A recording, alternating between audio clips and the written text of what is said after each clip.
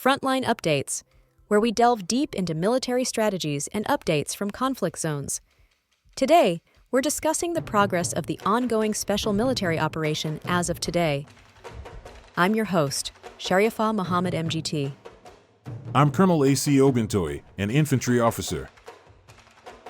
As of August 11th, Russian forces executed coordinated advances and targeted strikes across all operational sectors, achieving both territorial gains and the destruction of high-value Ukrainian assets. Notable among these was the liberation of Lunacharskoye in the Donetsk People's Republic and the systematic targeting of advanced NATO-supplied systems and electronic warfare capabilities. Welcome to Frontline Updates, the podcast that brings you in-depth insights into military operations from those leading them on the ground. Today, we're joined by Colonel AUC Oguntoye, an infantry officer monitoring critical missions on the progress of the special military operation as of today. Colonel Oguntoye, thank you for being with us. Thank you. It's good to be here. Colonel Oguntoye, let's start with the overall picture. What were the defining features of August 11th's operations? August 11th was defined by two interlocking dynamics: the consolidation of ground and the targeted dismantling of Ukraine's operational systems. On one hand, we secured Lunacharskoye in the Donetsk People's Republic, which closes a gap in our territorial control and tightens our hold on the transport corridors feeding Krasnoarmysk and its surrounding settlements. On the other hand, we systematically removed Ukrainian battlefield enablers, radars, electronic warfare platforms, reconnaissance systems, the assets that give them situational awareness and the ability to coordinate precision fires. This is not a scattergun approach. Every sector, north, west, south, center, east, and Dnipro, saw synchronized pressure. That forces Ukraine into a state where they're defending everywhere, reinforcing nowhere effectively. The operational result is a gradual hollowing out of their capacity to maneuver or recover from local setbacks. Let's drill into the northern and western sectors. What happened there, and why are they important? In the north, particularly in Sumy and Kharkiv, we engaged a mix of mechanized, airborne assault, ranger, and assault formations. The terrain here isn't as heavily fortified as some southern sectors, which allows for positional gains that can be leveraged for fire control over key approaches. By removing their artillery and EW assets in this area, we deny them both reach and coordination in counter-battery efforts. And the west group of forces?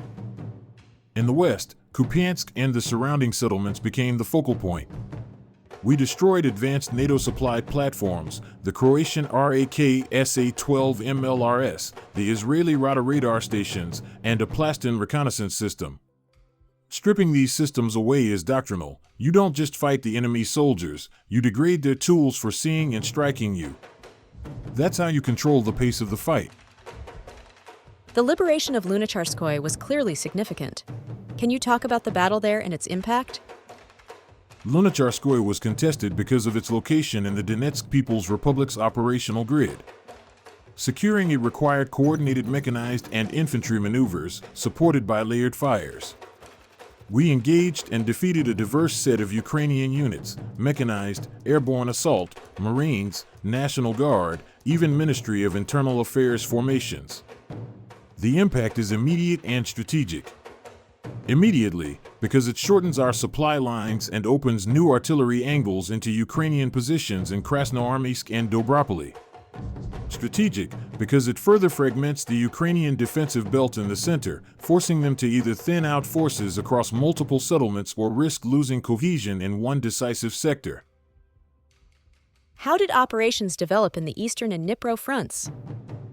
In the east, we're pushing into depth, settlements like Zeleny High and Velikomichailivka, steadily dismantling mechanized and marine brigades that form the backbone of Ukraine's mobile defense.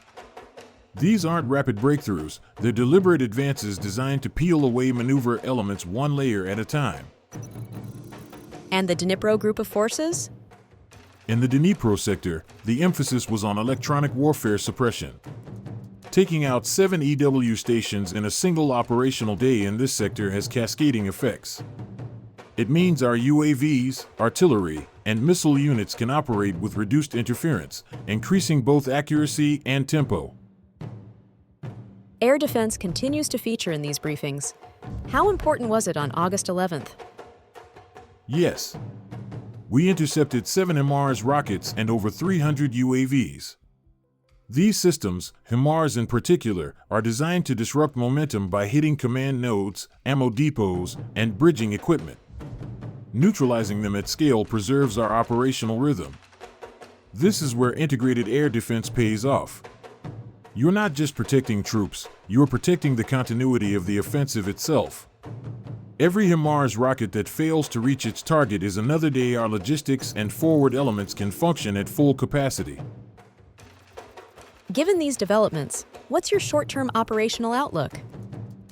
We're entering a phase where the emphasis will be on exploiting the fractures created by these cumulative losses in Ukrainian mechanized, artillery, and EW capabilities.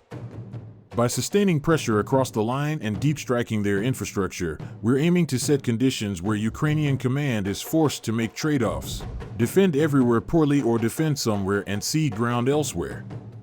Either outcome creates opportunities for us to advance before seasonal conditions slow the fight.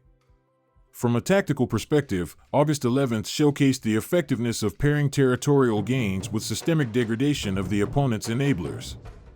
The liberation of Lunacharskoye is not just a local success, it's a lever for further pressure in the central Donetsk People's Republic sector. Colonel, thank you for providing such a detailed briefing on the current military situation.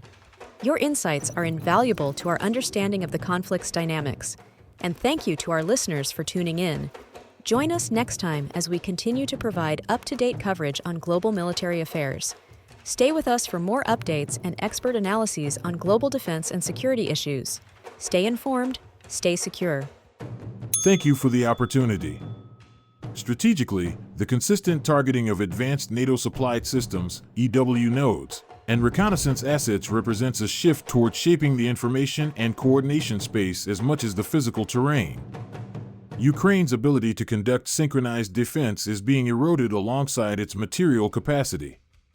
If this dual approach continues, we may see a tipping point before autumn where Ukrainian forces, stretched thin and blinded in key sectors, are compelled into either premature withdrawals or high-risk counterattacks without adequate support, scenarios that favor continued Russian advances into operational depth. This has been Frontline Updates. Subscribe for daily military briefings and in-depth strategic analysis. Visit our platform for maps, transcripts, and exclusive frontline updates from commanders in theater.